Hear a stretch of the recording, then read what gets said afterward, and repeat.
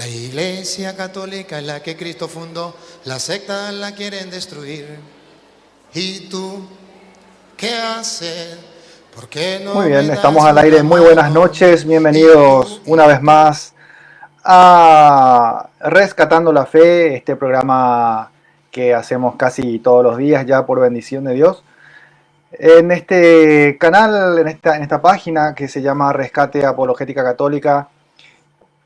Y bueno, hoy tenemos nuevamente a una persona muy importante que nos está visitando, el doctor Eduardo Rubén Penisi, que es profesor en Derecho Público Eclesiástico. Él es de Buenos Aires, Argentina, así que bienvenido, doctor Eduardo, ¿cómo estás? Muy bien, muy bien. La verdad, una alegría volver a estar con ustedes. Y sinceramente te digo y les digo a los oyentes que ha tenido una gran repercusión el programa de la semana pasada. Pero he recibido mensajes desde distintos lugares de la Argentina hasta de Cuba. De Cuba nos han escrito. Así que bueno, también quería mandarles a nuestros amigos de Cuba, especialmente al padre Orlando, el padre Orlando Corso, y a toda su comunidad un gran saludo, un gran abrazo. Y están seguramente todos mirando ahora esta entrevista. Y también a los amigos de Tucumán, a Omar y a todo el grupo de Tucumán que estoy seguro nos están viendo. Un saludo también desde Paraguay a toda la comunidad argentina, a los paraguayos en Argentina, a todas las personas Son que nos siguen muchísimos. en toda Latinoamérica y en otros continentes. Tenemos seguidores en Australia, en Japón, en Medio Oriente, en España. Así que un saludo muy fraterno para todos. Y bueno, hoy estamos para hablar sobre un tema que no es común hablar en la iglesia. Se trata de la Revolución Francesa y bueno, la gente pensará que tiene que ver la Revolución Francesa con la apologética, que tiene que ver con la iglesia.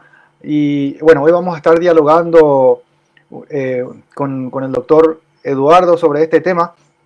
Pero antes de empezar, doctor, me gustaría hacer un pequeño llamado a la caridad eh, para, para que la gente no deje de ayudar a las personas en necesidad durante esta pandemia.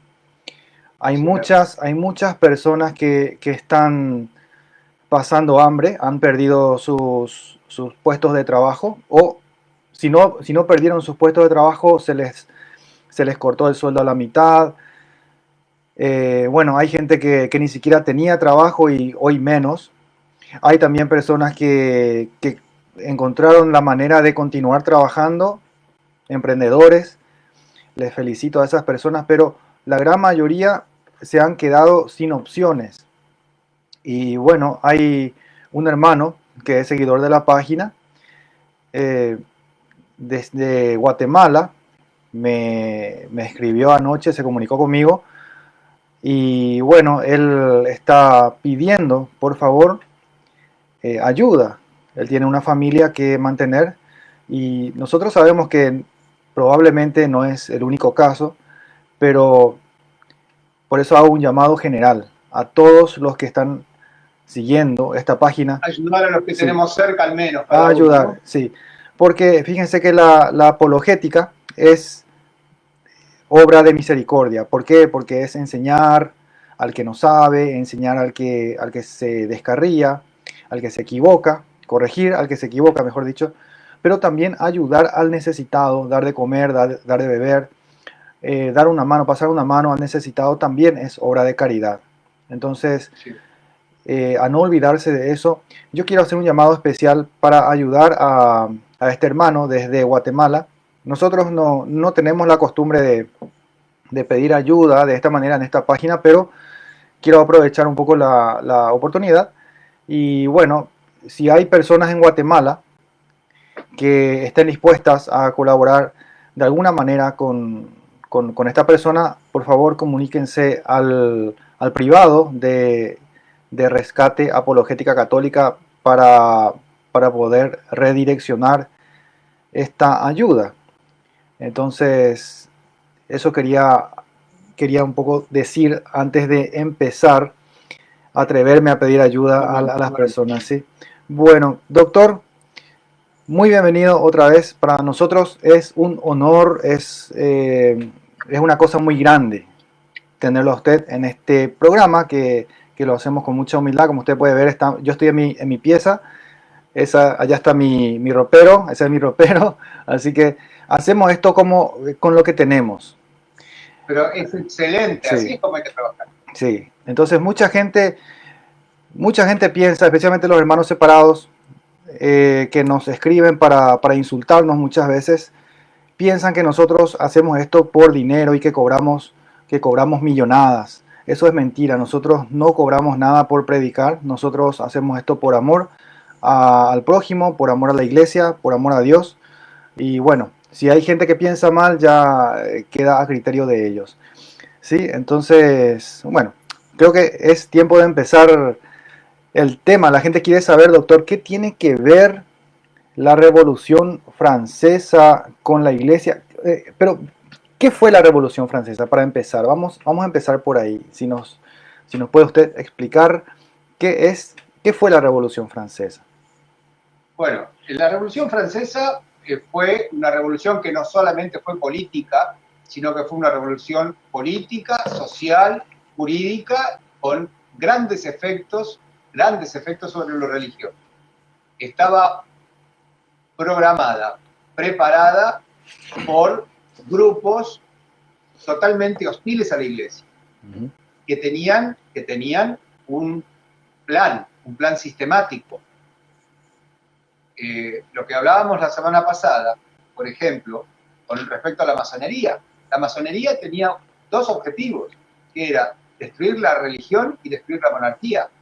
Y lo lograron a medias, ¿no? Porque la monarquía volvió, la religión no la pudieron destruir. Pero fueron 10 años de revolución donde se suprimió la monarquía y se suprimió la práctica religiosa. No solamente se suprimió la práctica religiosa, sino que se persiguió. Hubo muchos mártires en la Revolución Francesa. Juan Pablo II canonizó a varios de ellos. Muchos mártires. Así que es un tema que no es solamente histórico, que no es solamente político, es un tema religioso. Es un tema religioso. Sí, sí. La gente muchas veces piensa que la iglesia está contra el progreso. Entonces, diría un ateo principalmente, o sea, la gente que tiene más pensamiento ateo, agnóstico, son los que más piensan esto, que la iglesia tiene una contrariedad con el modernismo, una contrariedad con el progreso, y que por eso de repente ahora, como 200 años después, queremos nosotros los católicos hablar mal de esto como queriendo tergiversar las cosas. Para nada. La iglesia nunca estuvo en contra ni de la tecnología ni de los avances, ni de la ciencia tampoco. Lo que pasa es que cuando la ciencia, la tecnología y el progreso se utilizan para alejar a los hombres de Dios, ahí es donde la iglesia no lo va a permitir. Vos fíjate, te doy un solo ejemplo. La teoría del Big Bang, absolutamente científica, la descubrió, esa teoría la creó, o la descubrió, la expuso un sacerdote. El creador de la teoría del Big Bang es un sacerdote. Lo que pasa es que el progresismo eso no lo dice, no le conviene. Sí. Doctor, ¿y cuál sería la situación social y religiosa en Francia a finales del siglo XVII, que es cuando 18, sí, de 1700 y tanto, claro. Porque, bueno, ¿cuál sería la situación social y religiosa de aquel país en el que se gesta este movimiento, esta revolución? Yo te voy a dar unos números, unas estadísticas, y entonces vas a tener un panorama absolutamente claro de la situación francesa en 1789. Por ejemplo, era un país con 26 millones de habitantes. 26 millones de habitantes. que se dividían más o menos religiosamente de esta manera. 40.000 judíos, 500.000 protestantes y el resto, todos católicos. ¿Escuchaste lo que te dije, no? ¿Podés repetir los números? Judíos, estamos hablando de no católicos, 540.000 personas, medio millón. Y tenías 25 millones y medio de católicos. 25 millones de católicos. Sí. Contra Claro, porque tenés 26 millones de habitantes. Te quitas 540, sí, te quedan 25 millones 60.000. ¿No? Entonces, en medio de todo eso, se gesta esta revolución. En medio de... En ese país sí, súper católico, se gesta. ¿Pero por qué se gesta? ¿Cómo se gesta? Se gesta a través de dos movimientos. Una es la ideología, a través de la ideología. Y el otro es a través de la finanza. A través de la finanza. Hay un libro del profesor Calderón Buchet que habla de las... de la obra de las oligarquías financieras para destruir la monarquía católica francesa.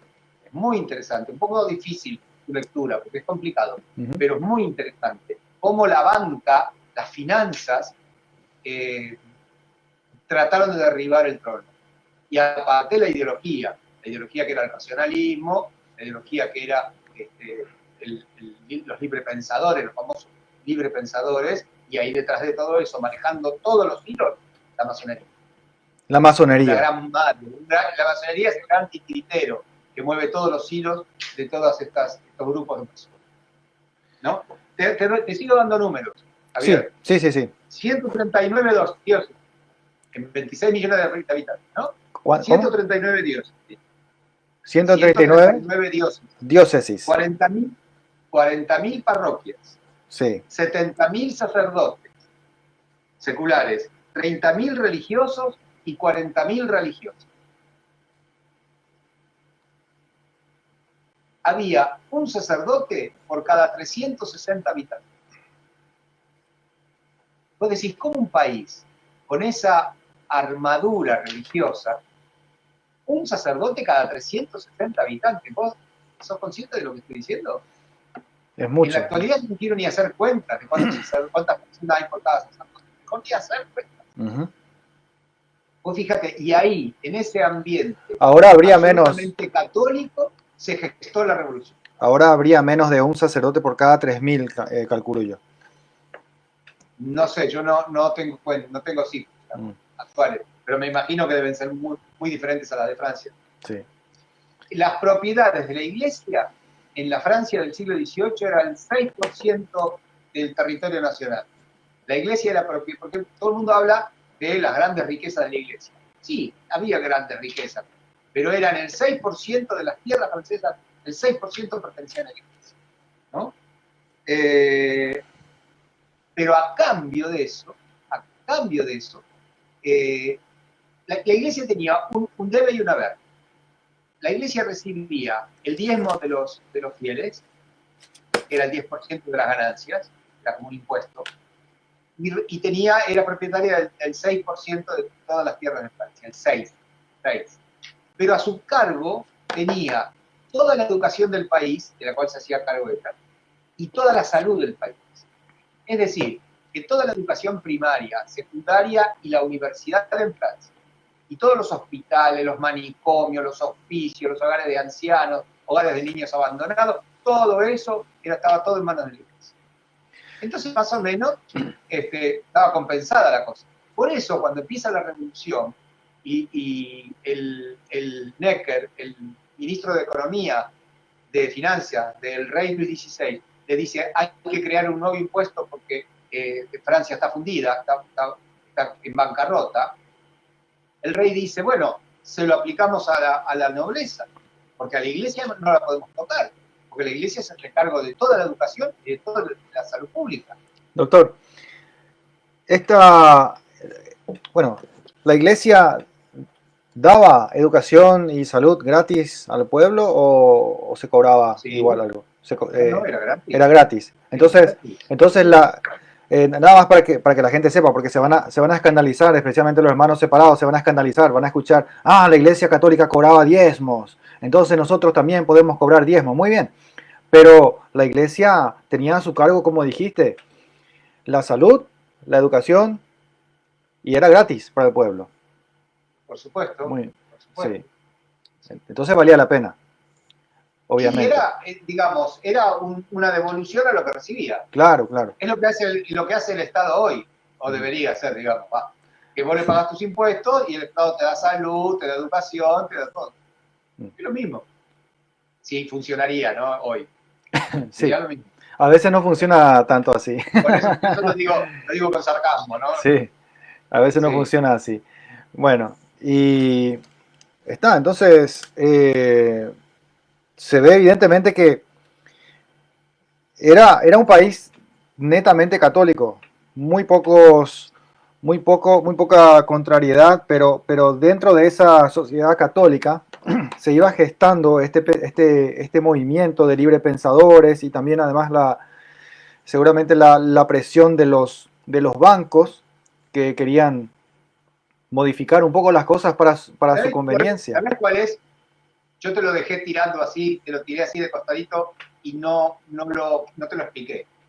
Vos me decís, de los libres pensadores, sí, eso ya estaba clarísimo. Rousseau, vimos el destructor del orden natural monárquico. Ahora, yo te di un elemento nuevo que casi nadie comenta, que es el tema de las finanzas. ¿Por qué los financistas franceses pusieron toda su plata, toda su riqueza para lograr derrocar la monarquía en Francia? Porque el poder, vos hacés esta ecuación, el poder lo tenía la nobleza, o sea, la monarquía, los Borbones, el poder político, pero estaban fundidos, no tenían un franco, no tenían nada, no tenían plata, estaban fundidos. En cambio, la finanza, los banqueros, tenían el dinero, pero no tenían el poder político. Y dijeron, si nosotros somos los poderosos, que tenemos el oro, lo tenemos nosotros, el rey no tenía oro. Entonces, ya que tengo el oro, tengo, digamos, esa capacidad económica, quiero también el poder político. Y fue lo que pasó. Fue lo que pasó. Si la monarquía francesa hubiera sido rica, si la corona francesa hubiera tenido las arcas llenas de oro, la revolución no se hubiera podido llevar adelante. Entiendo. Esa es la teoría de Calderón Mullet, ¿no? Que es muy interesante, muy interesante. Además de las finanzas, además de este problema financiero, ¿hubo también antecedentes ideológicos, doctor? Sí, totalmente. Yo te había nombrado la ideología y la finanza. En la ideología tenemos una ideología de base, una ideología que está en la raíz, que es el protestantismo. El protestantismo, si bien es del siglo XVI, la revolución es del XVIII, el protestantismo, 200 años antes, ya va preparando el terreno. Y lo prepara en distintas áreas. Por ejemplo, proclama el libre examen de las escrituras. A la Biblia la examino yo, la interpreto yo, y me dice lo que yo entiendo que me dice. No existe un cura que me lo explique, no existe un obispo que me enseñe, no existe un papa que predique o que publique encíclicas. Desconozco todo ese tipo de autoridad. Esa ruptura con la autoridad, que está en la raíz del protestantismo, es lo que después lleva a negar la autoridad política. Ya estaba como instalada la posibilidad de rebelarse a la autoridad. El protestantismo fue el primer movimiento que se rebela contra la autoridad, en este caso de la Iglesia. La revolución se va a poner en contra del poder político. Pero el modelo lo tenemos en el Renacimiento primero, y fruto del Renacimiento la Reforma. Y fruto de la Reforma la Revolución. Sí. Es como, ¿viste una cebolla? Creo que eso lo vimos el otro día. Vas abriendo una cebolla, ¿viste? Que tiene capas. Sí. Capas. Una capa cubre a la otra. Una capa cubre a la otra. Y en el centro de todo eso, está Satanás. El corazón de la cebolla es el río. Negar, bueno, para los protestantes, negar la autoridad de la Iglesia para interpretar las Escrituras es algo normal, pero llevando eso a un plano jurídico, sería lo mismo que una persona hoy día diga, yo voy a interpretar la Constitución Nacional como a mí me dé la gana, voy a interpretar las leyes como a mí me dé la gana, como a mí me parezca, y ya no necesitamos del Poder Judicial ni de nadie más Ni del para aplicar, legislativo ni nada. sí, ni siquiera para aplicar las leyes, porque ahora yo tengo poder para aplicar la ley como a mí me parece. Sería lo mismo. Ahora vos fíjate, Lutero le regaló eso a los fieles, ¿no? Lo estoy diciendo entre comillas, le regaló el libre examen. Pero fue un regalo envenenado. Fue un regalo envenenado. ¿Por qué? Porque por ese libre examen, hoy día hay miles de sectas protestantes, totalmente distintas una de la otra, porque cada cual interpreta lo que quiere.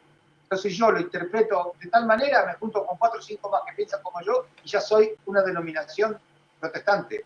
Otro grupo hace lo mismo, es otra y otra y otra y otra y otra. En cambio, la Iglesia Católica siempre es una de las características. Una, Santa Católica y Apostólica.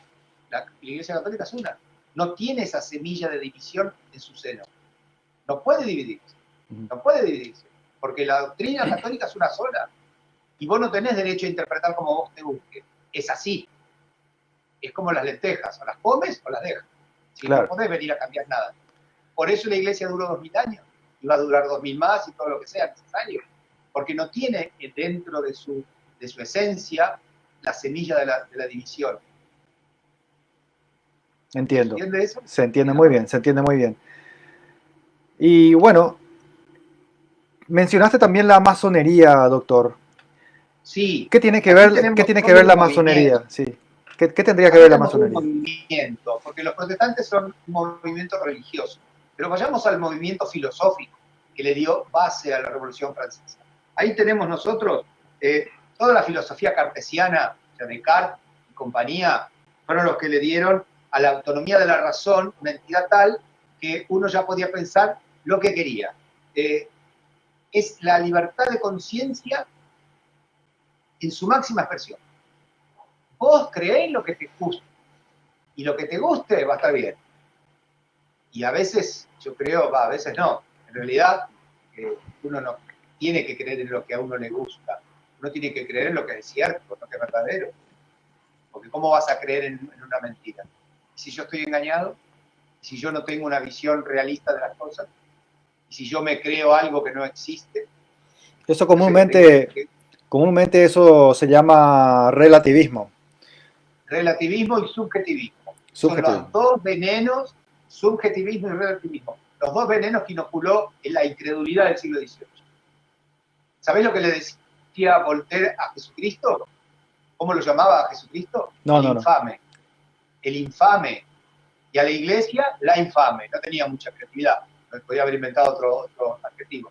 La infame y el infame, ¿no?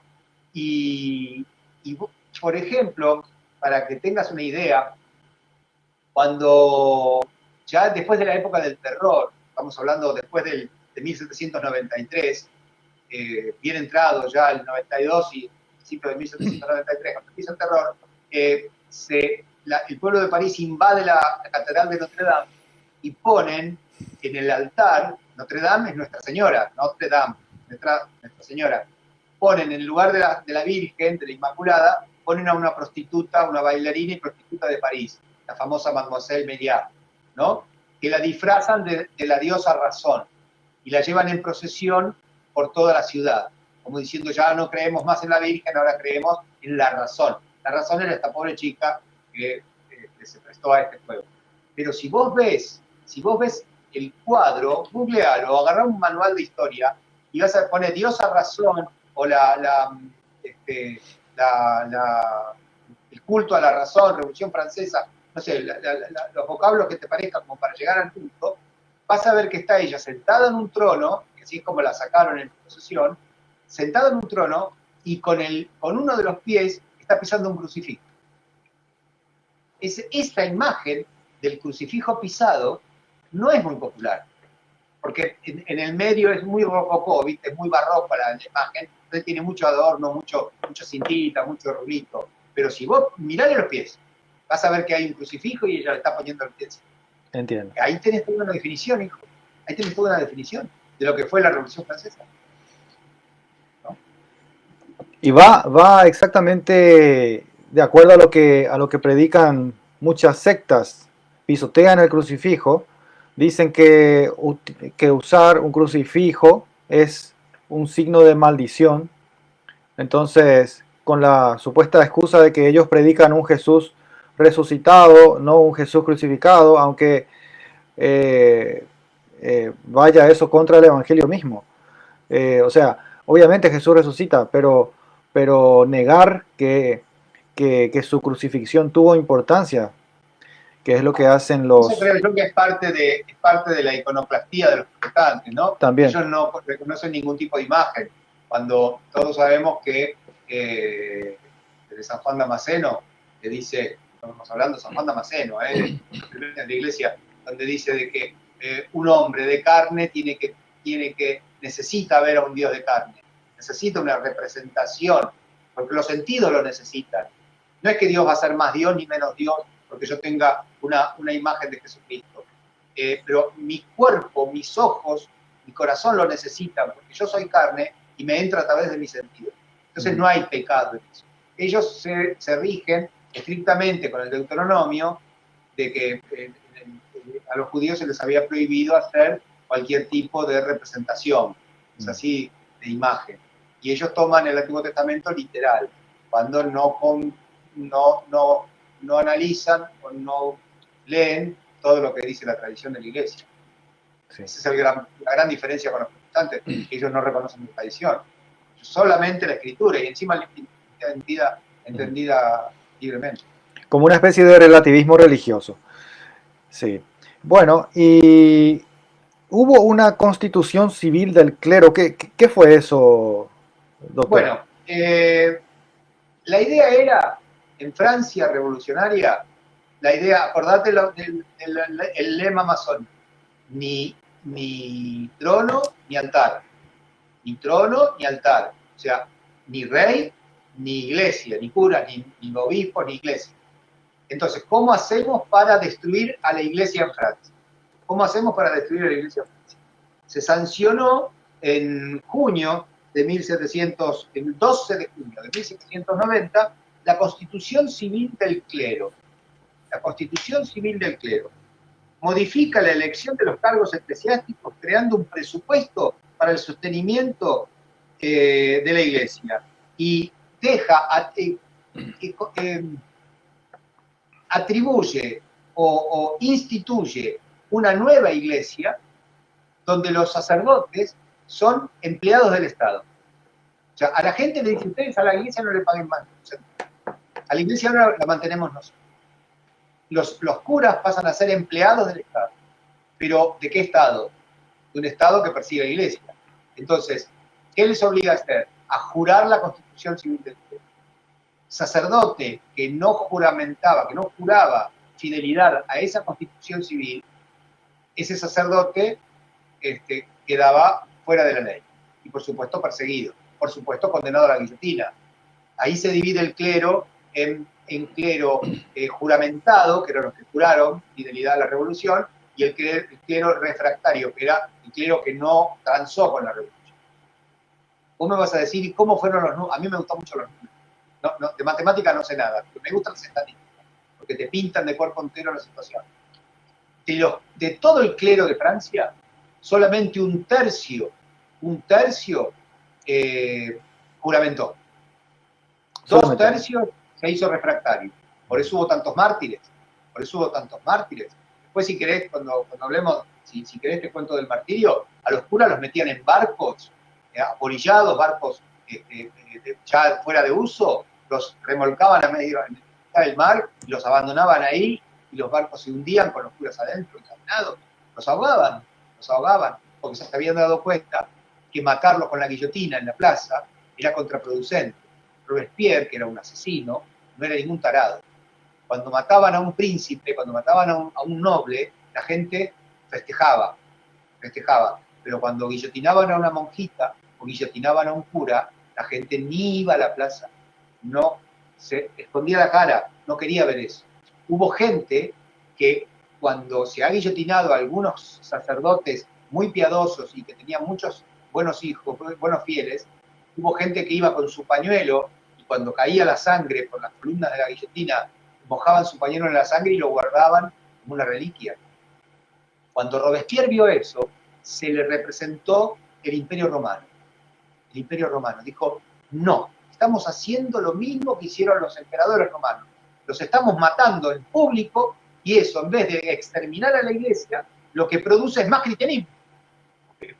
La sangre de los mártires en el Coliseo hizo nacer muchísima más fe, porque la gente del público veía a esos tipos que se lo comían los leones y cantaban, y sonreían, y miraban el cielo y alababan a Dios. ¿Qué religión tiene esta gente que le da esa fortaleza? Yo quiero saber, yo quiero probar, yo quiero conocer. Y resultó que después de las persecuciones había más cristianos que antes, porque fue semilla de nuevas conversiones. Robespierre se dio cuenta de eso. Robespierre se dio cuenta de eso. Entonces, ¿qué hizo? A los curas y a las monjas las matamos, sí, hay que matarlos, pero las matamos escondidas, ocultos. Entonces, se los llevaba a la orilla del mar, concretamente, bueno, ahora no me viene, Rochefort, a los pontones de Rochefort, que era en el Atlántico, y ahí los ahogaban, ¿no? Qué bárbaro, qué bárbaro. Bueno, pero es también una bendición para la iglesia que hayamos tenido sacerdotes mártires, santos, que no renegaron de la fe. Y ¿Sabes que hay un sacerdote que se llamaba el padre Noel Pinot, que lo condenaron a muerte porque él no había querido juramentar la constitución civil del clero, que fue tu pregunta. Te aclaro una cosa, que cuando el Estado toma la iglesia y comienza a administrarla él decía quién se ordenaba y quién no. El Estado establecía los programas de estudio en los seminarios, ya pasaba a ser una escuela pública, ¿no? O sea, no era la religión católica, era lo que el Estado quería. Encima manejado por masones, no tenía idea, ¿no? Bueno, pero íbamos al padre Pinot. Cuando lo arrestan, el padre Pinot era un hombre de mucho temple. Él no quiso jurar la constitución del clero y estaba en casas de familia, celebraba misas a escondidas, estaba prohibida la misa. Celebraba misa escondida en galpones, en establos, en sótanos, y lo descubren. Vos no respetás la revolución y no querés juramentar, y encima cometés delitos, como sería celebrar misa y bautizar chicos, todo fuera de la ley. Entonces lo arrestan y lo condenan a muerte en la guillotina. El padre pide una sola cosa. Mirá vos, cuando lo van a matar, pide una sola cosa, que le hagan un favor, que lo dejen subir a la guillotina revestido con los ornamentos específicos, con casulla, todo como para celebrar una misa. ¿Viste cómo se reviste el sacerdote para la misa? Y le dijeron más, viste, a ellos no les importaba tres pitos, lo que ellos querían era cortarle la cabeza. Bueno, que se revista. Entonces el padre Pinot sube a la guillotina revestido con su alba, con su cíngulo, con su estola, con su casulla, y cuando se va a inclinar hacia el tajo, hacia la parte donde tiene que poner la cabeza, dice introibo ad altare Dei, que son las primeras palabras de la Santa Misa tradicional, la misa que contará la misa en latín, la misa antes del Concilio Vaticano II. Así empieza la misa, introibo ad altare Dei, entro al altar del Señor, y ahí baja la hoja y le corta la cabeza. Realmente fue una misa, donde el cordero era él. ¿Entendés el sentido? Entiendo, sí. La misa es un sacrificio, y hay un cordero. ¿Quién es el cordero de Dios? Jesucristo. Bueno, en esa misa que él supuestamente celebró sobre la guillotina, él era el mártir. Claro, él se unía a Jesucristo en el sacrificio. Se unió a Jesucristo en su sacrificio. Así es. Así mismo. Todo un héroe, o sea, tuvimos, y bueno, seguimos teniendo sacerdotes que son verdaderos héroes, pero que hoy día la gente, por consecuencia de esta influencia masónica, esta influencia relativista, quieren despreciar a los sacerdotes, al clero en general, a los religiosos, y es una pena. Pero ¿cómo se Te doy fue? otro dato, Javier. Sí, Perdóname, te doy otro dato porque yo sé que hay gente que escucha estas charlas y anota. Eso me lo han comentado esta semana. Es como que fuera una clase, ¿viste? Los sí, alumnos sí. están tomando apuntes del profesor. Te doy otro dato. Habíamos dicho que en Francia había 139 diócesis, es decir, 139 obispos. ¿Sabés cuántos obispos apostataron? ¿Cuántos obispos juraron por la Constitución? 4. 4 nada más. 4. De 139, solo 4. Es interesante. Es Poquísimos, interesante. La poquísimos. fidelidad que hubo. Sí, poquísimos. Sí. Hubo 3 más, esto hay que decirlo, pero que eran obispos que no tenían Dios. En realidad los obispos, ordenados obispos fueron 7, pero que con diócesis 4. Los otros eran obispos titulares, no tenían fieles a su cargo. Por eso que se habla de los 4 que sí tenían un territorio y una comunidad a quien representar, ¿no? Sí. Bueno, entonces, después de este lamentable hecho de la Constitución, o sea, después del juramento de la Constitución Civil del clero, ¿cómo fueron dándose las cosas, doctor, después de eso? ¿Y en qué año, o sea, para ubicarnos un poco en el tiempo, en qué año fue esto de la Constitución Civil? 1790. Mirá, es muy fácil esto. La revolución comienza en 1789 y termina en 1799. Es la revolución más larga de la historia. Duró 10 años. 10 años. Te doy otro ejemplo. La revolución rusa duró 10 días. 10 días. La revolución francesa duró 10 años. Con 1,5 millones de personas guillotinadas. Abogadas. Hace esta cuenta, hijo. Sobre 26 millones de habitantes, 1,5 millones de ejecutados. La Revolución Francesa fue el primer ejemplo de terrorismo de Estado. Fue el primer Estado que mató a la población. Lo que hoy decimos terrorismo de Estado. Bien.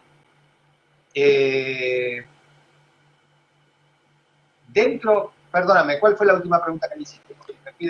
Sí, como estamos en el año 1790, se juramentó, o sea... no, perdón. Yo te estaba dando la proporción. Sí. 1789, 1799. La persecución religiosa comienza en el mismo mes de agosto del 89. En el mes de agosto del 89 ya comienza la persecución religiosa. En el 90 ya tenés la Constitución Civil del Clero. En el 92 tenés las matanzas de septiembre. Había ya guerra con Austria. Austria quería restaurar la monarquía. No te olvides que el emperador de Austria era el hermano de la reina, Francia, ¿no? Era austríaca la reina, María Antonieta. Y entonces cuando Austria le declara la guerra a Francia, el gobierno, temeroso de que lleguen los austríacos y liberen a todos los realistas, a los curas refractarios y todos los que estaban todos presos, los mata a todos. Son 4 días, septiembre de 1792. Son 3 días, 4 días en que se matan miles de personas. Se asesinan a cuchillo, entran a la cárcel y así, a cuchillo, degollando a todo el mundo, ¿no? Y con bayoneta. 792. 793, en enero, guillotinan al rey. El rey es condenado en diciembre, pero lo matan el 21 de enero de 1793. Y en ese mismo año también es guillotinada la reina, María Antonieta, el 16 de octubre de 1763. En 1794 guillotinan a Madame Elizabeth. Tiene proceso de canonización. ¿Sabes quién es Madame Elizabeth? La hermana más chica, la hermana menor del rey. Era la hermana del rey de Francia. ¿El rey cuál era, doctor? El rey de... Era una muy buena católica. Cuando hablamos del rey de cuando hablamos del rey de Francia que fue ejecutado, ¿de quién rey estamos hablando? Luis XVI. Luis XVI. Sí.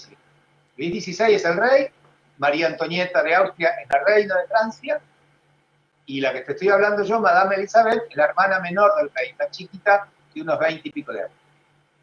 chiquita, ¿no? Mujer joven, una jovencita, de 20 y pico de años. Impresionante. Y bueno, ¿y cómo se fueron dando después las cosas? ¿Hubo una persecución que duró entonces hasta que finalizó la revolución en el 99 o continuó la persecución después? La persecución más furiosa fue hasta el 95. En el 95 cambia el gobierno, sigue siendo revolución, pero cambia el gobierno y es el directorio. ¿Saben lo que hacen? La guillotina seca. Ya no guillotinan tanto en la plaza de la Revolución de París. La guillotina seca. ¿Sabes lo que es la guillotina seca? ¿Cómo es eso? A todos los enemigos de la revolución los deportaban a la Guyana francesa, acá en Sudamérica, arriba al norte de Brasil, a la Guyana francesa, y los metían en lo que se llamaba la Isla del Diablo. Los tiraban ahí. Era como la muerte, por eso decían guillotina, porque era la muerte, pero seca, no corría sangre. Esto ya era obviamente el gobierno masónico que surgió de la Revolución Francesa, que perseguía a los disidentes, o sea, perseguía a los católicos, a los cristianos católicos. Perseguía a toda aquella persona que no aceptaba los postulados de la revolución, y los católicos no lo aceptaban. No lo aceptaban porque te obligaban a renunciar a la fe. Y si vos tenés que renunciar a la fe, no renunciás. Claro. No renunciás. Si sos fiel, no renunciás. ¿Cómo queda? No fue una persecución solo a los católicos. Hubo persecución a todo aquel que no acepte la revolución, aunque sea ateo. Habrá habido seguramente muchos ateos víctimas de la revolución. No fue solamente una persecución religiosa. Ya. Fue una persecución ideológica y también, bueno, un poquito religiosa. Un poquito mucho. Un poquito bastante. Sí, un poquito bastante. Entonces, ¿cómo queda la iglesia en Francia y en el mundo después de esta Revolución Francesa, doctor? Mira, tengo acá unos números. ¿Querés números? Adelante. ¿Te gustan los números? Sí. Se pierden 4.000 parroquias. 4.000 parroquias se pierden. El Papa, por supuesto, declara cismática la constitución del clero. Así que hay un conflicto entre Roma y el gobierno francés. Cuando arreciaba la persecución, había un personaje, y esto lo quiero nombrar, que era Hebert, que era el director del Le Père Duchesne, que era un periódico de París, que era el principal promotor de la persecución religiosa. Era el que azuzaba al pueblo para que se liquide a todo religioso y se cierren todas las iglesias. Es un personaje nefasto que hay que conocer. Hebert. Se introduce la ley del divorcio, se laiciza el Estado, se destruye la familia y la iglesia, pierde el registro de nacimientos, matrimonios y defunciones, se crea el registro civil. ¿Podés? En Paraguay, ¿cómo se llama? Aquí se llama registro civil, donde vos anotás cuando nace un hijo, donde anotás cuando te casás, donde anotan cuando te morís. Bueno, eso lo manejaba la iglesia. ¿Por qué? Porque el nacimiento era la fe de bautismo, el matrimonio, el acta de matrimonio, y la defunción era el momento en que, como los cementerios pertenecían a la iglesia, cada muerto que se enterraba se hacía un acta de esa persona fallecida.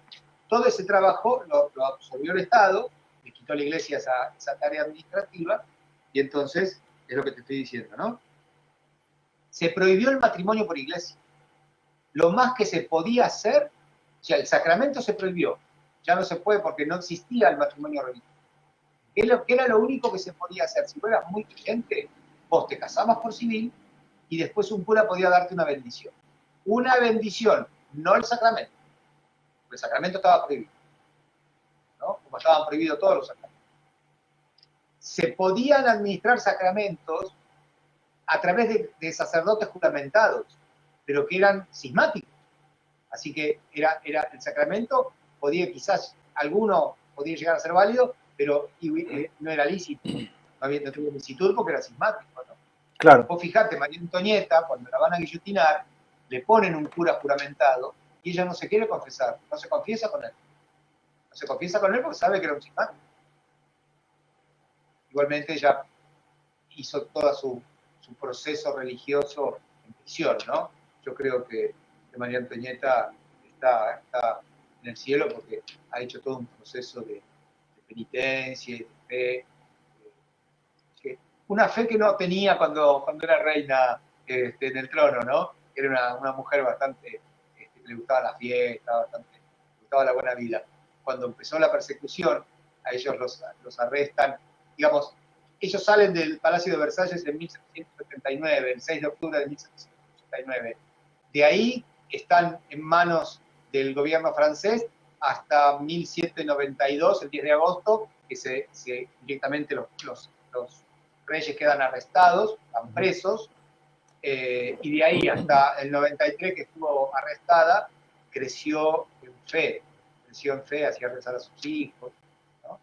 Es toda una tragedia, la historia de la familia real es toda una tragedia. Sí. Padre y madre guillotinados, un hijo asesinado dentro de la cárcel, un chiquito de 9, 10 años, asesinado en la cárcel, prácticamente intoxicado a vino y grasa, para caliente y para todo, por decir.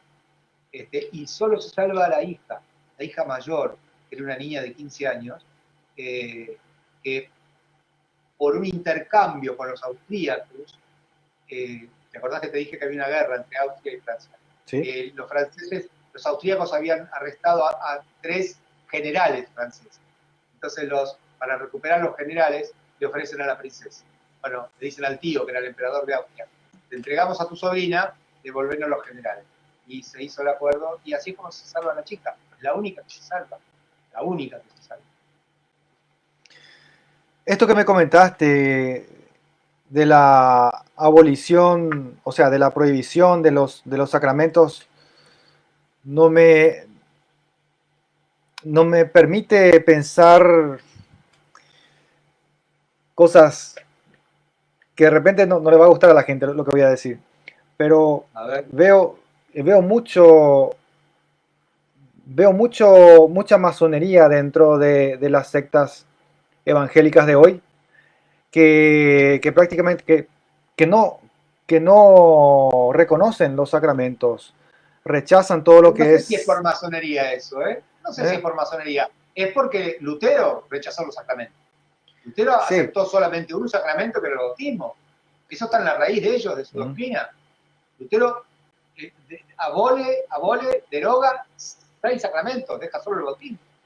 Porque si bien tienen Eucaristía, para ellos, mejor dicho, no es Eucaristía, si bien tienen lo que sería comunión, entre comillas, no es la comunión nuestra, porque para ellos no hay presencia real, no hay transubstanciación. Lutero hablaba de impanación, o sea, es un pan que representa a Cristo, no es Cristo, como si fuera una estampita, como si fuera una estampa, como si fuera un cuadrito, una fotografía.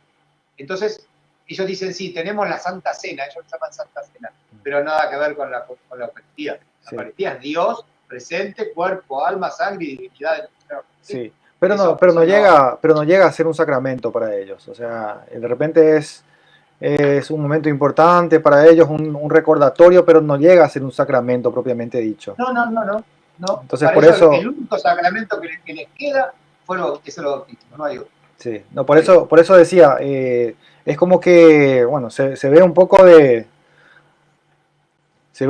lo que acabas de describir, de la situación religiosa durante ya después de la Revolución. Se ve un poco de eso en lo que son hoy las sectas protestantes. Se ve bastante. A ver, recién me preguntabas, bueno, cómo se fue desarrollando la persecución. Una cosa que hay que hablar y que hay que mencionar es la reforma del calendario. ¿Vos sabías que en la Revolución Francesa se cambió el calendario? No sabía. El calendario nuestro son 12 meses de 28, 30 o 31 días, cada 4 años uno con 29. Ese es nuestro calendario.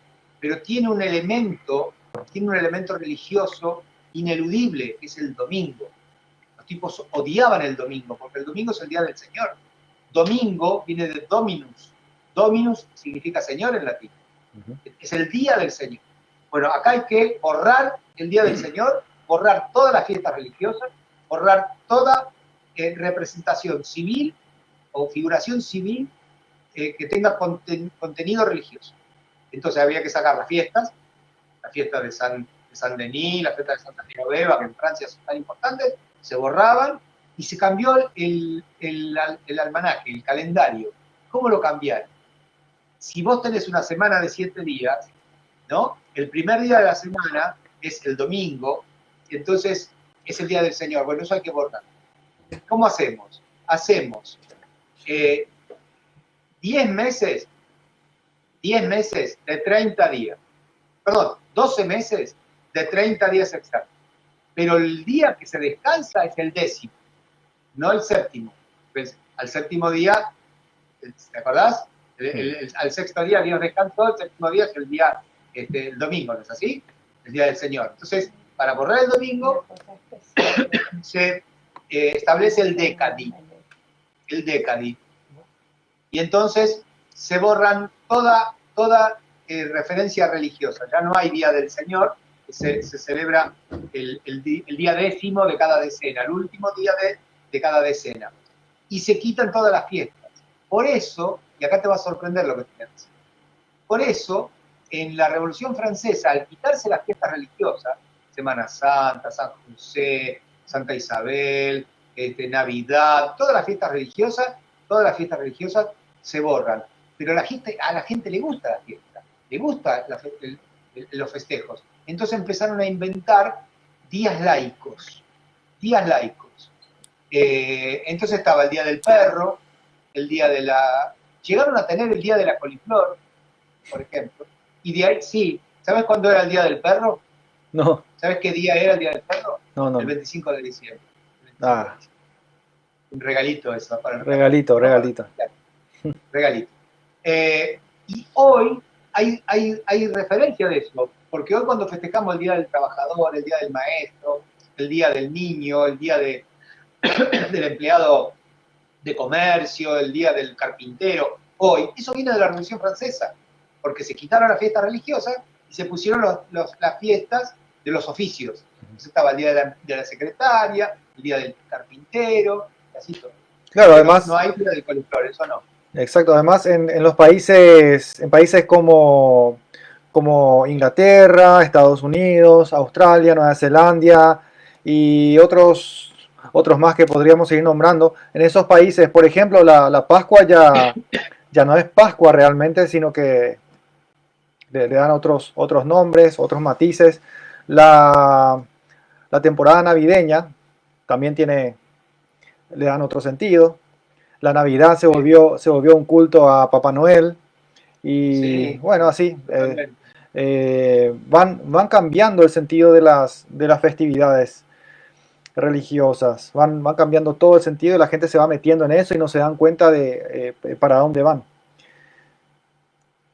Entonces, estuvimos hablando mucho de cómo se fue dando la cosa, pero la masonería, ya dijiste que tuvo bastante que ver en esta Revolución Francesa. ¿Cuál es el objetivo de la masonería? ¿O cuáles son los objetivos? ¿Qué es lo que quiere conseguir la masonería con esto? Mira, la masonería en el aspecto religioso, en el aspecto político era derrocar la monarquía e instaurar repúblicas, ¿no? La república del siglo XVIII, XIX son masónicas. Por eso San Martín, por eso Belgrano, bueno, son próceres argentinos, pero San Martín y Belgrano eran monárquicos. San Martín y Belgrano no querían una república, porque la veían masónica, la veían anticristiana. Hoy ya no, pero en aquellos años sí. Estamos hablando de nosotros, el general San Martín, 1811, 1812, habían pasado 15 años de la Revolución Francesa, estaba todo muy fresco todavía. Pero bueno,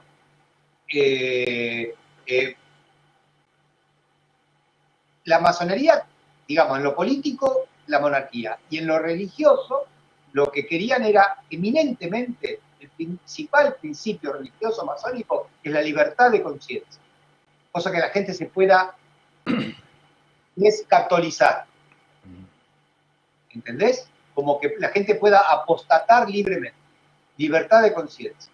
Esa famosa frase de que dejemos que los niños decidan de grandes cuándo quieren ser a qué religión quieren pertenecer. Y qué mejor que apostatar y poder elegir a qué religión ir o a qué iglesia ir. O sea, salir de la iglesia católica, ir a una secta que también supuestamente es cristiana, entonces supuestamente no está apostatando. En realidad se está haciendo más cristiano, es lo que piensan muchas personas. Eso es lo que piensan los protestantes, claro. Sí, sí. Sí, esa Ahora, libertad. ¿sabés qué? Hay una Sí. respuesta, Gaby, hay una respuesta. Sí, La única religión fundada por Dios es la católica. Porque todas las ramas, las sectas protestantes, todas fueron fundadas por hombres. Lutero era un hombre, Calvino fue un hombre, Enrique VIII fue un hombre, fundadores de iglesias protestantes, ¿no? Ninguno puede decir que su religión fue fundada por Jesucristo. Y de todos los que fundaron religiones, el único que resucitó fue Jesucristo. Ni Lutero resucitó, Lutero sigue enterradito, no resucitó. Y así todos los demás también, ¿no? Eso tendría que verlo el protestante, y no lo ve. ¿Te acordás cuando hablábamos la semana pasada de que los protestantes dicen que la Iglesia Católica la funda Constantino en el 330, cuando le entrega los territorios al Papa? Hay como una mala fe en querer violar la historia y acomodarla a sus propios principios. Y en eso son descendientes de Lutero. Lutero, cuando traduce la Biblia al alemán, ¿qué traduce? Traduce solamente los libros que no iban en contra de sus propias doctrinas. Porque, por ejemplo, en los deuterocanónicos, los libros deuterocanónicos, no los traduce. y los ponen en un apartado. Claro, quedan Sí. afuera. Por ejemplo, hay un caso digamos que basta como muestra total de referencia a lo que estoy diciendo, que es el Evangelio de San Lucas capítulo 1. En las Biblias protestantes dicen, en la Biblia católica dice, y el nombre de la Virgen era María, cuando habla de la Anunciación, Lucas 1, y Sí. el nombre de la Virgen era María. Algunas Biblias católicas viejas dicen, y el nombre de la doncella, significa virgen, la mujer que no ha tenido sexo con ningún hombre, y el nombre de la doncella era María. ¿Sabés lo que pone en las Biblias protestantes? Como ellos no creen en la virginidad de María, ponen, y el nombre de la muchacha era María. Muchacha no es sinónimo de virgen. No, qué Puede bárbaro. haber cuántas muchachas habrá que no es virgen. No, es que para los hermanos separados, María no es nadie, es una mujer común y corriente, e incluso muchos piensan que se acostó con un soldado romano siguiendo doctrinas de los judíos, porque eso es doctrina judía. Ellos empezaron ese chisme, esa mentira, esa calumnia. Nunca lo había escuchado. Sí, es algo que muchos judíos dicen, que la Virgen María, en realidad, bueno, ni fue virgen, y además le puso los cuernos a José con un soldado romano, y que de esa unión salió, y que de eso salió Jesús.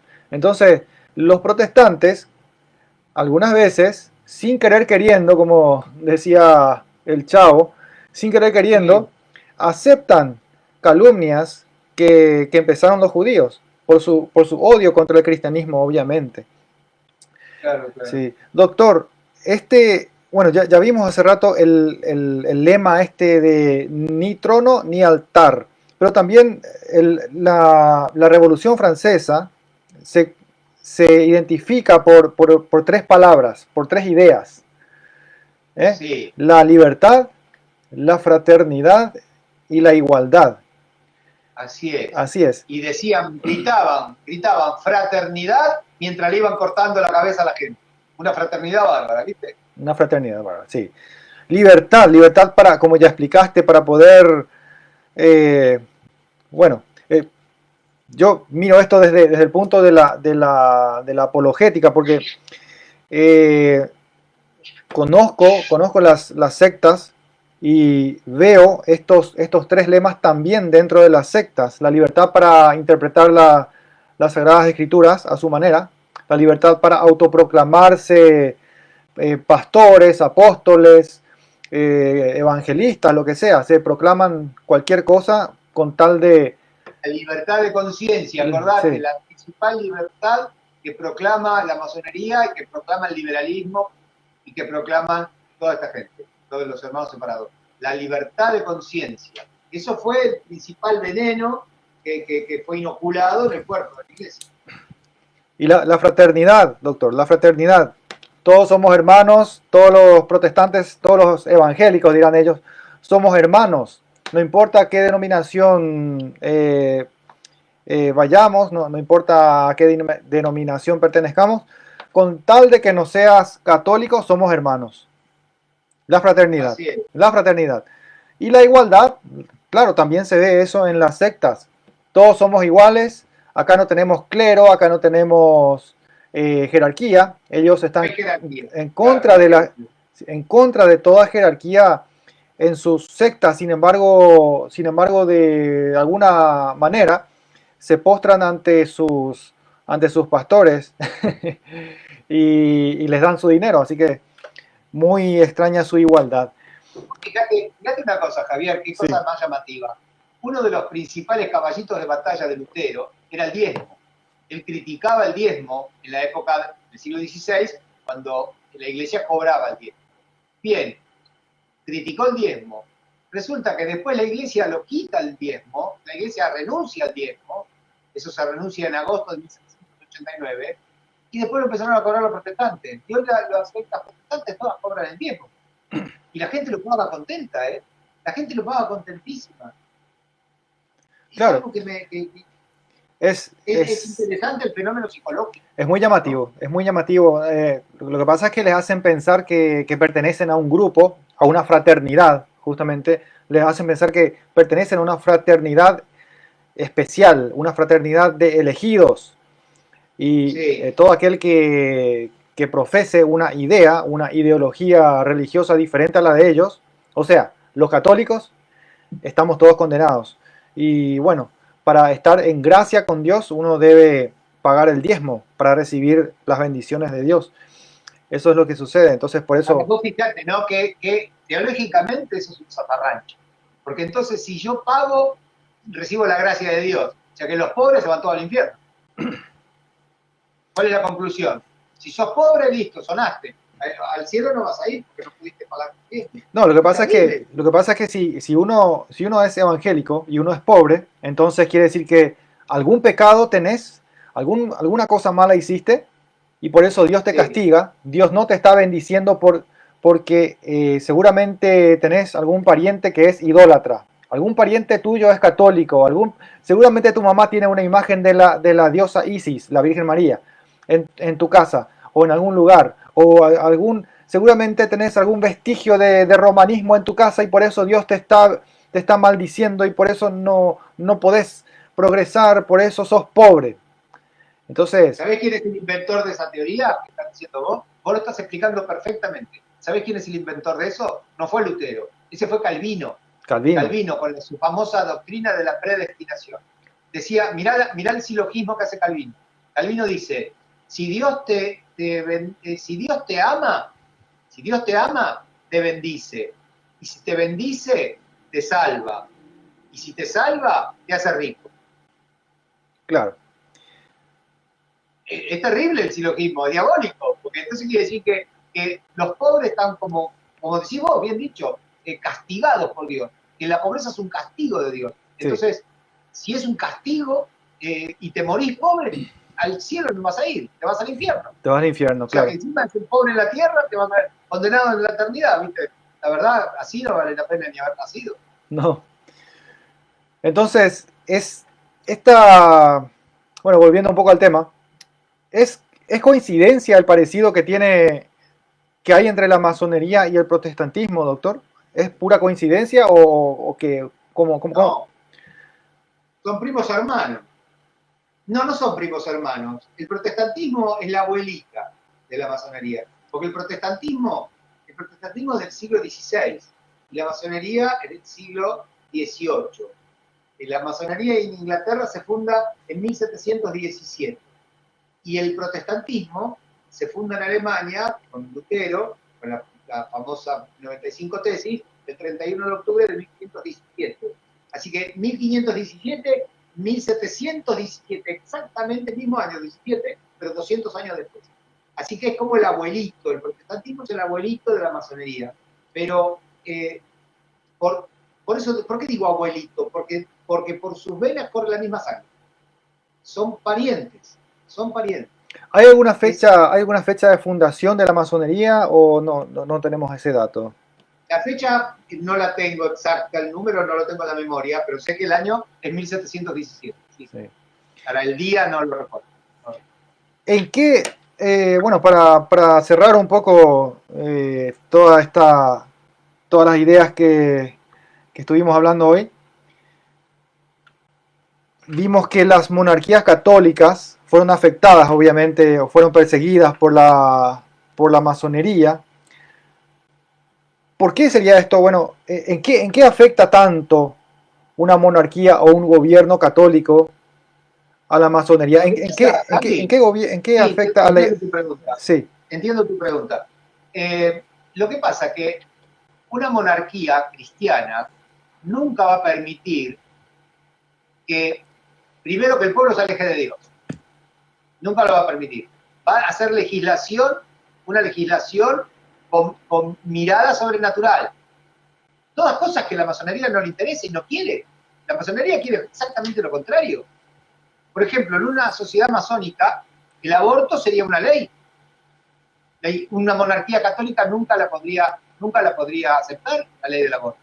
¿Por qué? Porque la monarquía católica es una monarquía con valores religiosos. Mirá lo que pasó en Bélgica. Mirá lo que pasó en Bélgica con el rey de Bélgica. Cuando se sancionó, esto te estoy hablando ya hace varias décadas, cuando se sancionó la ley del aborto en Bélgica, el rey abdicó. Dijo, no, yo no soy más rey de un país con aborto. Y renunció al trono. El rey renuncia al trono. Porque el Congreso, el Parlamento había sancionado la ley del aborto. Entonces, una monarquía católica no hubiera nunca dejado progresar a los principios masónicos. O sea, hay que voltearla. Porque nuestros objetivos no los vamos a lograr nunca en un país confesional. Porque en realidad la monarquía católica es un Estado confesional. Claro. Eso algún día tendríamos que charlar, de la confesionalidad del Estado. Que es la base de todo lo que estamos hablando. Es la base, sí. La columna vertebral de todo esto, la masonería, la Revolución Francesa, el protestantismo, son todos satélites de un sol. Ese sol, ¿cuál es? Es la confesionalidad católica del Estado. Eso es lo que rige todo. ¿El Estado es confesional o no es confesional? Si el Estado es confesional, como sería una monarquía católica, entonces ningún principio masónico se va a poder poner en práctica. Entonces hay que voltear la monarquía y entonces así vamos a poder legislar lo que nosotros queremos. Fíjate una cosa, hay una teoría, esto lo leí hace poco tiempo, no hace mucho, hay una teoría que dice que la Primera Guerra Mundial fue, la primera, 1914-1918, la Primera Guerra Mundial fue obra de la masonería europea. Ellos fueron los que metieron cizaña, prendieron la mecha, para que después los países entren en guerra.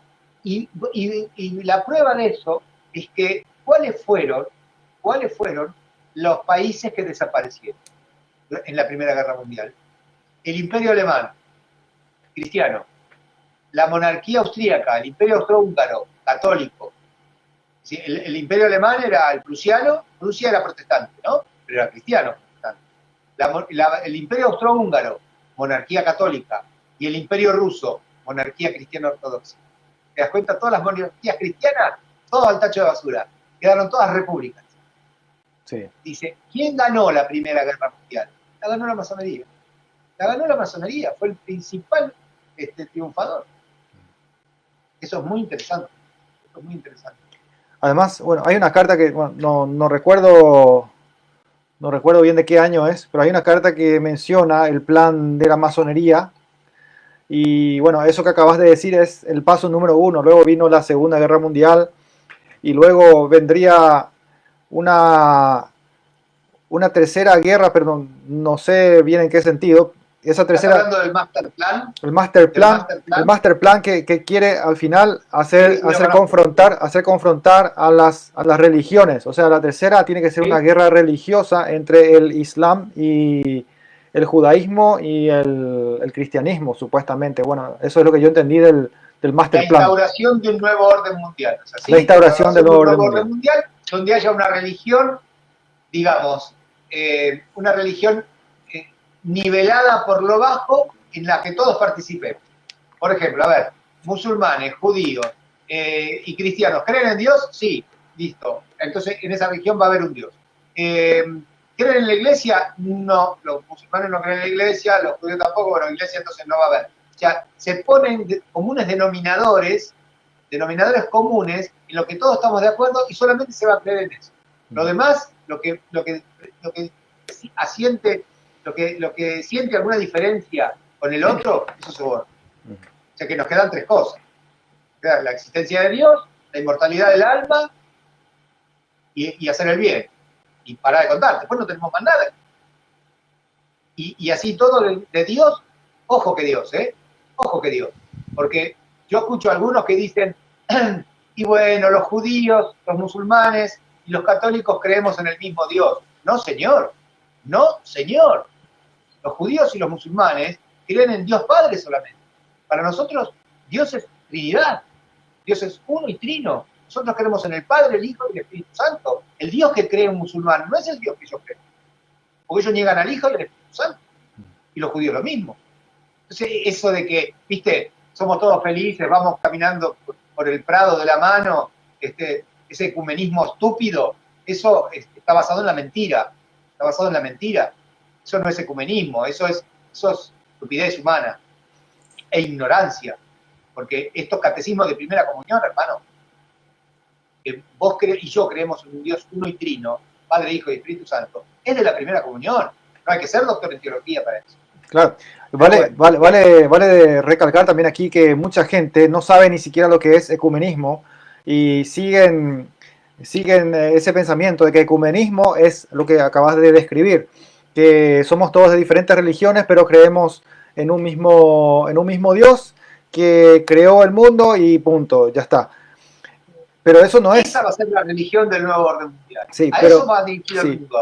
pero eso no es ecumenismo. Ecumenismo, según lo que dice el documento Unitatis Redintegratio de la Iglesia Católica, lo que explica es que ecumenismo es el diálogo entre personas cristianas, autoridades cristianas de diferente denominación, digamos, pero a la luz de las escrituras y en público. Este diálogo tiene que ser en público para que la gente pueda escuchar y pueda tomar notas y puedan ver cuál es la verdad. Que la verdad salga a la luz. Yo prefiero, antes que Unitatis Redintegratio, yo prefiero leer a Pío XI con la famosa encíclica Immortale Animo, ¿no? Donde habla del verdadero ecumenismo. Porque si no, podés llegar a la conclusión de lo que estabas diciendo vos, un ecumenismo falso, donde somos todos buenos, todos lindos, y nos amamos y nos abrazamos, todos, somos todos así. Mortales Ánimos de Pío XI habla de que el verdadero ecumenismo es el trato con el separado, con el cristiano separado, pero ¿para qué? Para mostrarle la verdad y que vuelva al redil. Claro, eso. Porque si no estás renunciando a tu fe, hijo, claro. Estás renunciando, si vos querés un diálogo igualitario, estás renunciando a la fe de tu bautismo. Porque para ponerte de acuerdo, algo vas a tener que renunciar, si no, no va a haber acuerdo. Sí, lo que acabas de decir, no, lo que acabas de decir, lo que acabas de decir es, no, claro, lo que acabas de decir de Pío XII, ¿cierto? Pío XI. Pío XI, sí. Lo que acabas de describir es lo mismo que está escrito en el documento Unitatis Redintegratio. Es lo mismo, que tenemos que dialogar, pero para mostrarles la verdad y para que ellos vuelvan a la iglesia, que es... En ese caso... Sí, son varios puntos, solo que yo no terminé de describir todo, pero sí, ese es el resumen de lo que quiere el el movimiento ecumenista, el diálogo, pero ¿para qué? Para mostrar cuál es la verdad y que la gente también pueda conocer la verdad a la luz de, ¿Sabes lo que pasa, de Charlie? las escrituras, del Yo creo magisterio y que todo. a un tiempo de esta parte, en Sí, las últimas décadas, la Iglesia Católica ha entrado como una especie de complejo de inferioridad. Como que estamos con una conciencia culposa. ¿Viste? Bueno, fuimos muy triunfalistas.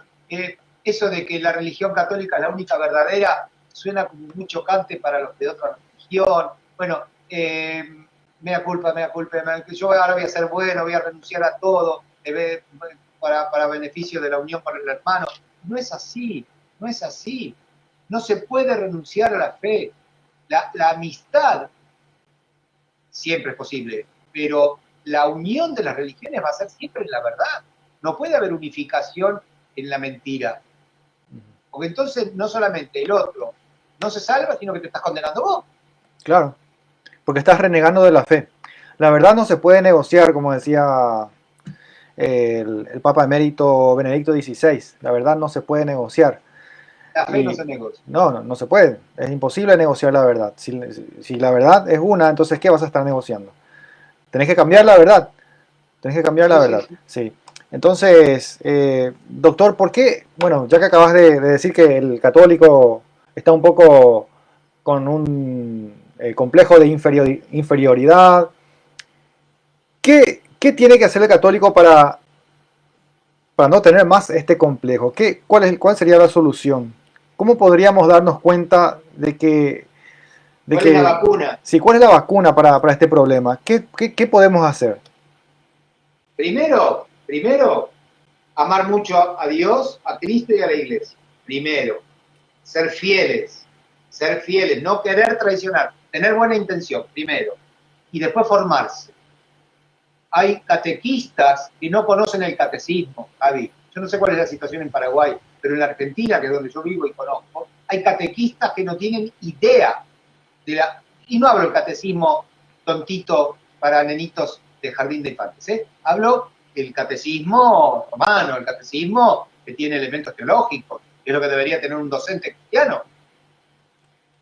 Yo no los veo formados, no los veo formados. Eso es verdad. Hay mucha falencia en ese sentido. Ahí hay culpa, Sí. Ahí hay culpa. Vos, si sos ignorante, es una ignorancia absolutamente vencible. Si vos sos un ignorante es por tu culpa, porque hoy día hasta en tu celular tenés para leer. No estamos en el 1400, de que no había libros. Además, doctor, ahora tenemos rescate apologética católica gratis para todos, ¿eh? Con eso todo el mundo, nadie tiene excusa. ¿verdad? Sí, no, nadie tiene excusa. Y bueno, como decía el padre Luis Toro, Jesús no mandó a los apóstoles a bailar y enseñar dinámica, sino que mandó a los apóstoles a predicar el evangelio. ¿Qué evangelio van a predicar los catequistas si ni siquiera tienen Biblia muchas veces? No saben ni dónde está el libro de los romanos. Hay diáconos que no saben dónde está Hechos de los apóstoles. No saben muchas cosas. ¿Por qué? Porque no se interesan. ¿Sabes qué pasa? Es como, para mí, que fue un proceso como una especie de avance del hipismo. El hipismo, ¿entendés lo que te quiero decir? Sí. ¿Sabés lo que es el hippie? Sí. Acá en Argentina al menos no existía. Vos sos muy jovencito, pero cuando yo era un muchacho, existían los hippies. Pelo largo, fumando marihuana, paz y amor y todo eso. Ese hipismo, ese espíritu, entró un poco en la iglesia. Entonces te dibujan un Jesús tipo así medio revolucionario, medio bucólico, bohemio. Bohemio. Sí. Puro amor a todo, pero no, sin justicia, sin justicia, ¿viste? Entonces es una imagen deformada de Cristo. Claro, el famoso lema, Jesús te ama, Dios te ama, ya está. Hay gente que se recorren las casas y son católicos, ¿eh? Esto hago a modo de crítica, pero también como para que se sepa esto. Hay grupos de católicos que supuestamente están preparados para evangelizar. ¿Y qué hacen? Van, tocan el timbre de una casa y bueno, ahí tienen que llegar a evangelizar supuestamente. ¿Qué hacen? Les dicen, hermano, hermana, somos de la parroquia, no sé, San Vicente o lo que sea, Tal. y te traemos el mensaje del Evangelio. Dios te ama, Jesús te ama y Él murió por ti eh, para que puedas salvarte. Ah, sí, bueno, gracias. Y después rezan un Padre Nuestro, rezan el rosario, qué sé yo, media hora, y se van. No es un, eso no es una evangelización completa. Es decir, Si no convierte, escúchame esto, si no convierte, no sirvió. Si no convierte, no sirvió. Porque ir solamente a charlar y tomar un mate, eso no es evangelizar, eso no es misionar. ¿Cuál es la finalidad de la misión? La conversión del prójimo. Yo hablo con vos para convertirte. Si no, ¿qué estoy misionando? Estoy haciendo charla de comadre, tomando un mate y comiendo una galletita. claro, No. Se no, confunden mucho las cosas. muchas capillas se olvidaron, muchas parroquias, mejor dicho, parroquias enteras y sus encargados, los sacerdotes, los diáconos, se olvidaron de la misión de evangelizar lastimosamente. Les preocupa más juntar dinero, recaudar dinero para pagar la luz, el agua, la recolección de basura, qué vamos a hacer con el techo, qué vamos a hacer con los bancos que se están rompiendo, tenemos que renovar. Lastimosamente caímos a ese nivel. Y lamentablemente hay muy pocas vocaciones. sí. Entonces, lo que, quién sabe, tendrían que hacer una junta de laicos, termina haciéndolo todo el cura. Y hay pocos curas. Entonces, se suman una cantidad de cosas que si encima no tenés una formación muy profunda, y te vas a parar al diablo, vas a parar al demonio. Claro. No te alcanza, no tenés paño para eso. No te alcanza el paño. Exacto. Entonces, bueno, lo que tenemos que hacer, como dijiste, es juntarnos un poco los laicos, tratar de ayudar, tratar de colaborar un poco más. Y bueno, los predicadores, hago un llamado a los predicadores que se pongan las pilas y que se acerquen a sus parroquias y que se ofrezcan para organizar eventos. De repente pueden organizar charlas formativas que le vendría muy bien a toda la congregación. Y bueno, ¿por qué no? Entonces que se junten donaciones, que se junte algo de dinero para ayudar ahí. No tiene nada de malo eso. Pero es muy importante la formación. Lastimosamente, cuando nos reunimos, parece que nos juntamos más para cantar y bailar que para otra cosa. Bueno, doctor, no sé si podrías nuevamente contar a todas las personas que nos están siguiendo sobre la diplomatura que están ofreciendo allá en Buenos Aires. Sí. Bien, la diplomatura en Derecho Público Eclesiástico es una iniciativa del Centro de Estudios de Derecho Público Eclesiástico Cardenal Pi. Eso es un instituto privado porque llegamos a la conclusión de que en este momento actual, al menos en Argentina, no existe lugar donde estudiar Derecho Público Eclesiástico. Hasta hace unos años que existía, ya no existe más ningún lugar donde se estudie. Entonces, se organizó esta diplomatura privada, por supuesto, que son 3 años. 3 años. Son 6 cuatrimestres que sumados suman 3 años de estudio. El primer módulo se lanza ahora en agosto. Es el primer cuatrimestre. Sería el 6 de agosto comienza el primer módulo, que es Historia de las relaciones entre la Iglesia y el Estado. Acordate que el derecho público eclesiástico es el derecho que regula las relaciones entre la Iglesia y el Estado, y los estados, ¿no? Bueno, empezamos, el primer módulo es histórico, desde el año 1, que nace Jesucristo, hasta el Concilio Vaticano II, ¿no? 2000 años, 1965 años de historia, para estudiar en 4 meses, que son concretamente 16 semanas de clase. Es todo virtual, se hace así por computadora, por internet, mucha gente me decía, ¿y en qué horario van a hacer las clases? Las clases se dan en un horario fijo, obviamente, pero queda grabada, porque es virtual. Vas a tener una página de Classroom dentro del Google. Así que si yo doy la clase el miércoles, suponte, a las 8 de la noche, y vos ese día estabas trabajando, estabas enfermo, o no tenías luz, porque hay que contar con eso, no tenés wifi, no tenés luz, queda grabada, la ves al día siguiente. Vos lo que tenés que lograr es hacer la clase semanal durante 16 semanas, no importa cuándo la hagas. Al cabo de eso, vos vas a recibir tu certificado de estudio del primer módulo de la diplomatura.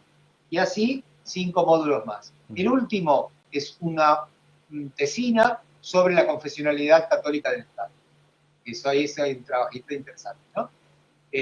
Lo único que se necesita es título secundario.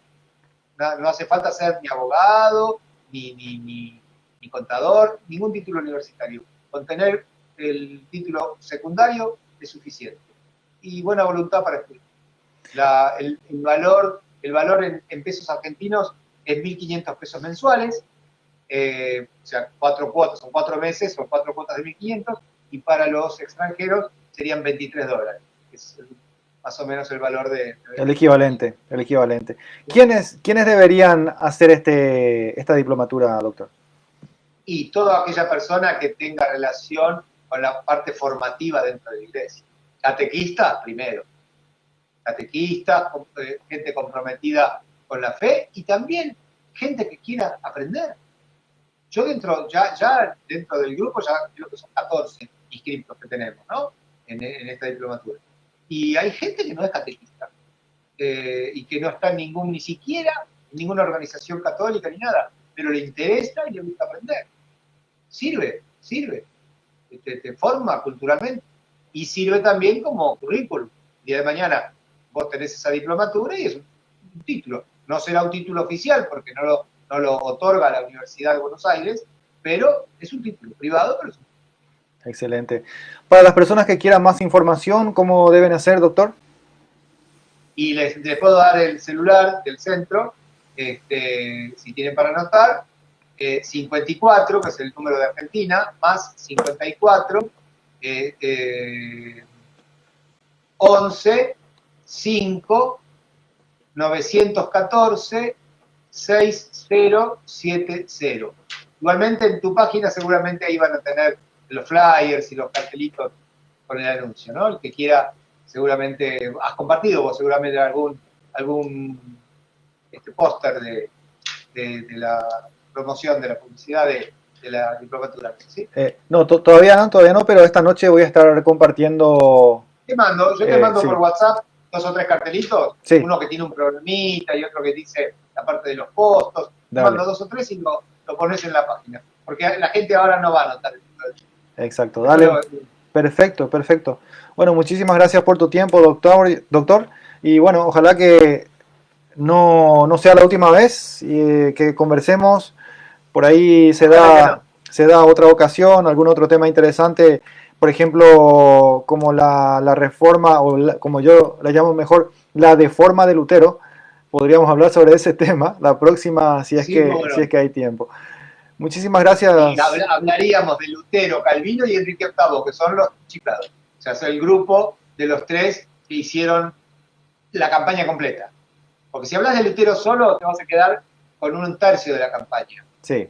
El círculo se cierra con Enrique VIII. Lutero, Calvino y Enrique VIII. Y ahí tenés la deforma protestante completa. Los 3 chiflados, muy bien. Gracias a todos por seguirnos. No se olviden de compartir esta enseñanza muy interesante que tuvimos con el doctor Eduardo Rubén Penisi desde Buenos Aires, Argentina. Gracias a Sergio Cramar que nos estuvo siguiendo, estuvo comentando. Gustavo Vázquez desde Centroamérica, Guatemala. A Nora Sayas, también un saludo a las enfermeras que están trabajando en el Instituto de Previsión Social. Saludos también para Luis Gamarra, Olga, el hermano Marcelo desde Miami, y bueno, todas las personas que estuvieron siguiéndonos y comentando. Muchísimas gracias. Que Dios les siga bendiciendo. Paz y bien a todos. Gracias, doctor. Hasta luego, hasta la próxima. ¿Por qué no me da das una mano? ¿Y tú qué haces? ¿Por qué no me das una mano? Por eso he decidido entregar mi vida para